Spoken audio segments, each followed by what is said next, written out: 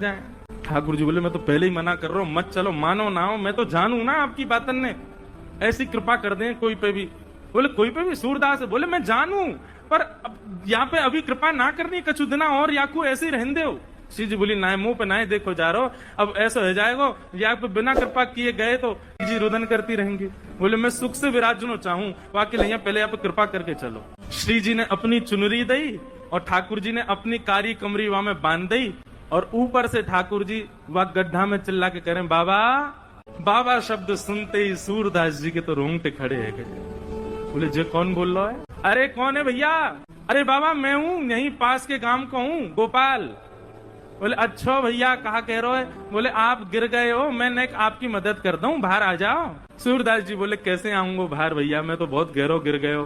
ठाकुर जी बोले मैंने अपनो पटका डाल दियो बाबा, बाकू पकड़ लियो, पकड़ के ऊपर आ जाओ। सूरदास जी ढूंढने लगे, तभी हाथ में पटका आयो। सूरदास जी ने जैसे ही वो पटका पकड़ो, कारी कमरी पकड़ी और ऊपर चढ़ने लगे, तो नासिका के पास जाती वह कारी कमरी में थे ठाकुर जी के श्री अंग की सुगंध, जो आज सवेरे सवेरे श्रृंगार के दर्शन में श्रीनाथ जी में जो इत्र प्राप्त भयो, वह की सुगंधी और कारी कमरी की सुगंधी एक सी है। सूरदास जी बोले जे सुगंधी तो सुबह सुबह गुसाई जी ने दही मोहे श्रृंगार के बाद, यह पटका में तो कैसे आ रही है? सूरदास जी के मन में संशय नहीं आया कि कोई और होगा, तुरंत विश्वास प्रकट हो गया श्याम सुंदर ही है। और मानो कमर कसले ही हो। बोले आज सूरदास छोड़ना ना है इनको, बड़ी मुश्किल से आए आज तो पकड़ना है।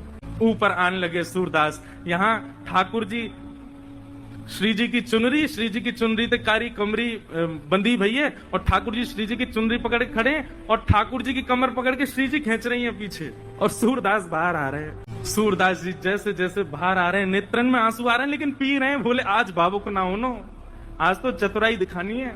और जैसे ही महाराज सूरदास जी निकल के बाहर आए, जानबूझ के सूरदास जी ने ऐसा नाटक किया कि मानो गिर गए हों, और जोड़ते आगे की तरफ गिरवे को भय। ठाकुर जी तो पीछे हट गए, श्री जी वहीं रह गई, जो श्री जी के चरणन में जाके गिरे, सोई चरण पकड़ लिए सूरदास जी ने।